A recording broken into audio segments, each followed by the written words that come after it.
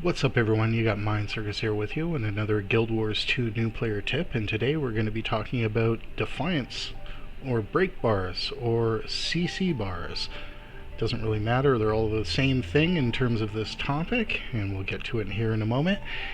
Before I do, if you are new to the channel, new to Guild Wars 2, or just haven't done so yet, if you would do me the favor of just hitting like or subscribe below the video, sure would help out. I am currently farming these items in an effort to grow the channel. With that out of the way, today we're going to talk about breakbars. They're a pretty common mechanic in the game that a good number of people seem to struggle with, and I think it's mainly because it's a super important system that just really isn't tutorialized very well. So this video really is for absolute beginners or people that may be returning to the game from a time when maybe they were hadn't been introduced yet, or maybe you've been playing the game for a while and just don't know. And there's no shame in that. We're all here to learn some things. As I said, the game just doesn't explain this very well. So first, let's be clear: Breakbars, Defiance Bars, CC bars, they're all talking about the exact same thing. We are in essence talking about the blue bar that shows up under the health bar of many bosses and some veterans and even some trash mobs. Its proper technical term is the Defiance bar. So, why do we want to understand this? Well, first, in most cases, breaking this bar will lead to a window where the target will become temporarily stunned, and we can use that moment to do much higher damage. The second is, if we are in bad shape, we can use this window to resustain a little bit. Third, there are actually some enemies in the game that actually become invulnerable while this bar is up, so it's important to kind of understand the mechanic of it. And fourth, we can actually use this mechanic to interrupt big incoming attacks. So all in all, a very important system. So, how does it work? There are some powers in the game that have crowd control or CC effects. Against regular trash mobs, they're going to do things like slow or stun or daze or things like that.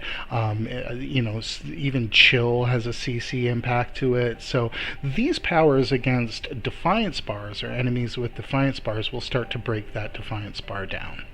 Once we get that bar to 0, we'll get that window that I'm talking about and have the opportunity to, do a little extra damage. There's actually some mechanics in the game that are highly dependent on this, so if we can bring that down in a timely manner, we're going to be doing ourselves a big favor, give ourselves a lot of quality of life. So, here's a couple demonstrations. First, we're going to start here in Ember Bay, and we're going to be talking about these dudes right here.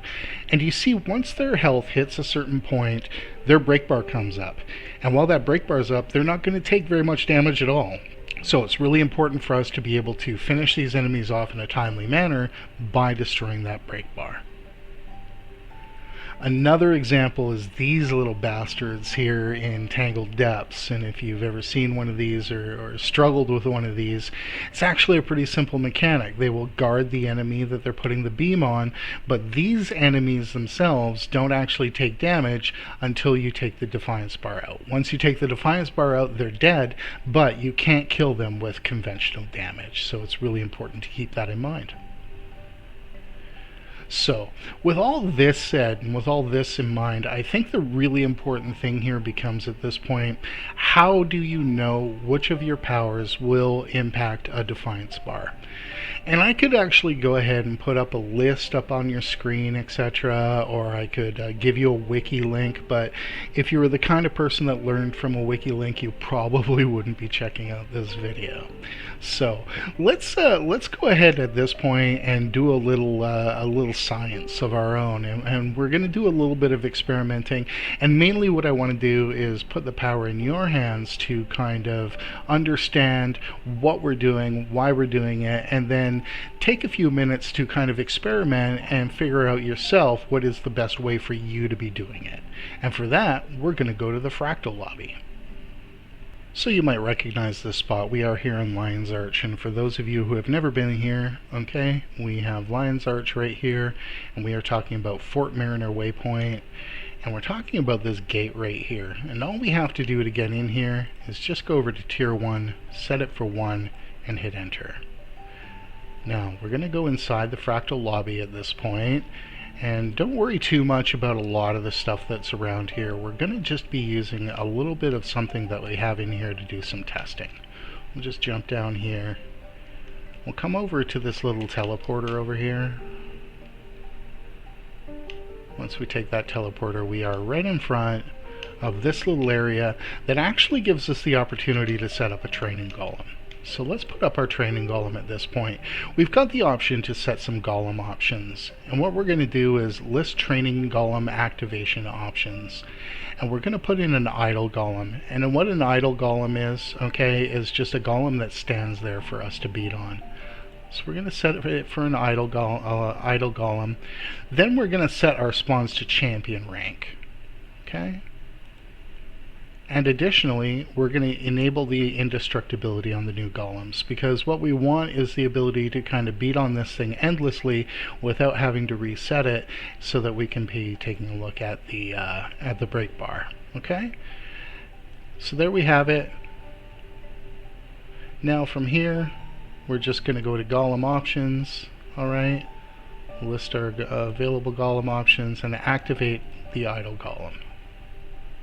If we hit exit now, you'll see we have an idle golem here. So again, when we're looking at this golem is absolutely indestructible, and it's a perfect opportunity for us to do a little bit of testing and a little bit of science on our own in order for us to figure out which of our powers are going to impact this break bar of our own. Because I think it's really important for us to go ahead in here, try it on our own, instead of me just saying, okay, here's how you do it on this class or this class. Hey, pick your own class, come in here, test your powers out, and figure out which ones are doing that break bar hate. Okay?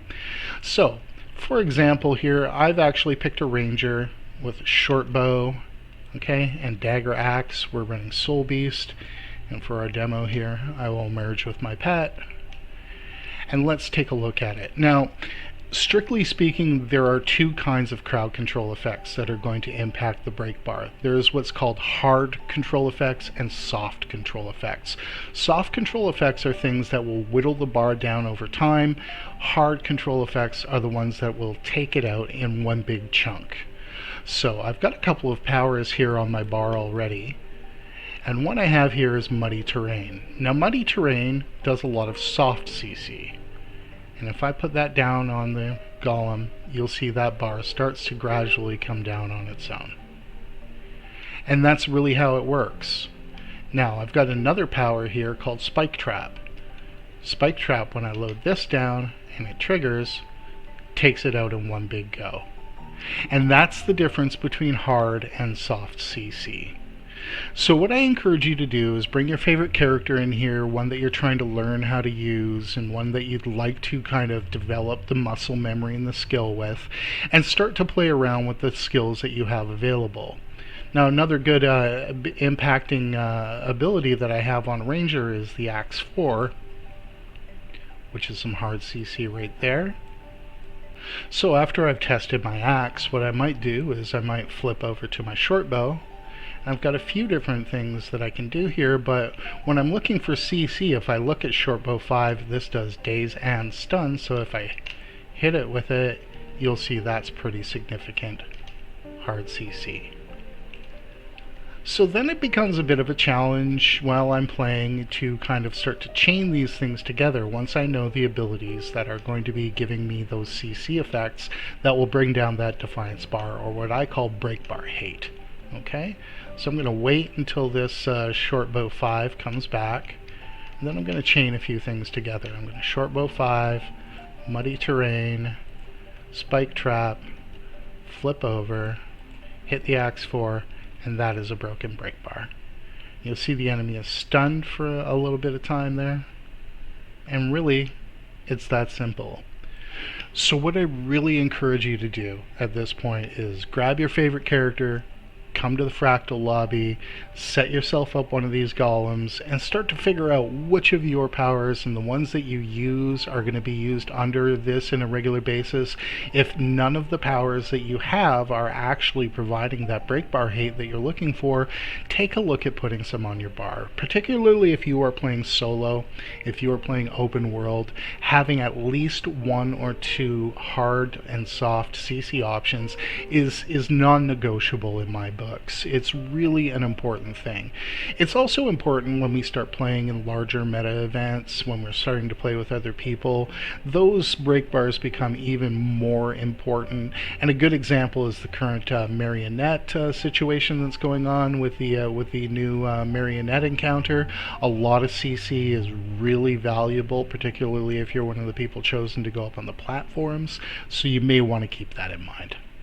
I don't really want to get into too much detail. I don't want to overwhelm you or bombard you with a lot of different things. What I want to do is just give you the tools to go in and figure it out yourself.